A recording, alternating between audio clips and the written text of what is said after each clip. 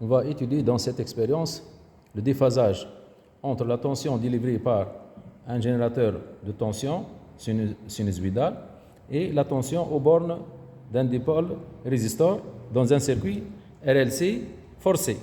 Donc pour cela, on va réaliser le montage suivant. Donc un générateur qui délivre une tension sinusoïdale, un GBF, un dipôle résistor de résistance R égale à 100 ohms par exemple, un interrupteur pour fermer et ouvrir le circuit, un condensateur de capacité C égale à 1 microfarad, une bobine d'inductance L est égale à 1 Henry, et on ferme le circuit. Voilà.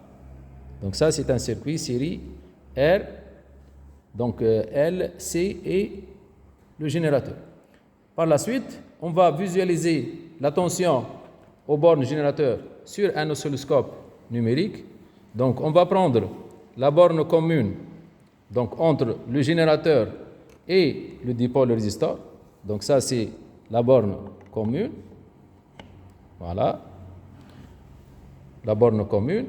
Maintenant, sur la voie CH1, on va visualiser la tension aux bornes du dipôle générateur. Voilà. Ça, c'est la tension aux bornes du dipôle générateur sur la voie Y1.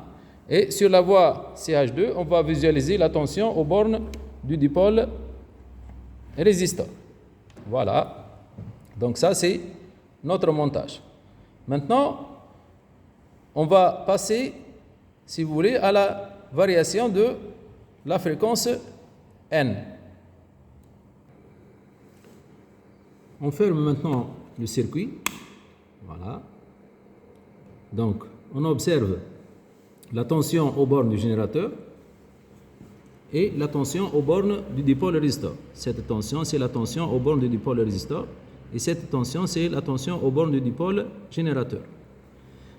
N'oubliez pas que la fréquence propre N0 est égale à 1 sur 2pi racine de LC, L est égal à 1 Henry et C est égal à 1 microfarad. Donc, tout calcul fait, on trouve N0 à peu près égal à 159 Hz. Donc, on va commencer la variation de la fréquence à partir d'une valeur égale à 140 Hz inférieure à N0 par exemple. Donc là, vous remarquez très bien que la tension aux bornes du dipôle résistor est en avance de phase par rapport à la tension aux bornes du générateur. Donc, c'est un circuit, donc on dit que c'est un circuit capacitif. Donc, N est inférieur à N0. Maintenant, on va augmenter la fréquence du générateur. Donc, la fréquence augmente. Vous remarquez très bien que UR max augmente lorsque j'augmente la fréquence. Donc, tout en ayant une fréquence N inférieure à N0. Donc, UR max augmente et toujours on a UR en avance de phase. On augmente donc petit à petit la fréquence, donc jusqu'à atteindre N à N0. Donc là, on est à une fréquence N égale à N0 à peu près. Voilà. Donc N0 est égal à 159 Hz. Et là, vous remarquez très bien que UR max passe par une valeur maximale et vous avez deux courbes qui sont en phase, c'est-à-dire UR de t et U de t sont en phase. Si on passe, si vous voulez, pour visualiser la figure de Lissajous, donc on trouve un segment de droite. Revenons maintenant à notre sinusoïde. Donc là, vous remarquez très bien que lorsque N est égal à N0, UR et U de t sont en phase et UR passe par une valeur maximale. Je continue à augmenter la fréquence. Donc là, je dis qu'on est le circuit est dans un état de résonance d'intensité. U de t et UR sont en phase. Donc j'augmente la fréquence. Donc N maintenant devient supérieur à N0. Donc on est à 164. Donc supérieur à N0 égale à 159. Là, vous remarquez très bien que UR devient en retard de phase par rapport à U de t.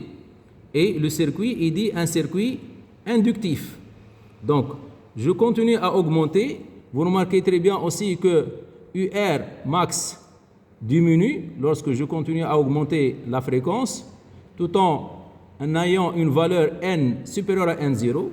Donc, je continue à augmenter. Et là, vous avez une tension aux bornes du dipôle résistor qui est en retard de phase et UR donc diminue, UR max diminue et tend vers 0. Donc ça, c'est l'étude d'un circuit RLC et on peut déterminer chaque fois le déphasage. Vous avez le décalage horaire entre les deux tensions, donc delta T, et vous avez le déphasage delta phi en valeur absolue est égal à oméga fois delta T. Vous pouvez déterminer chaque fois le déphasage entre les deux tensions. Voilà, merci pour votre attention.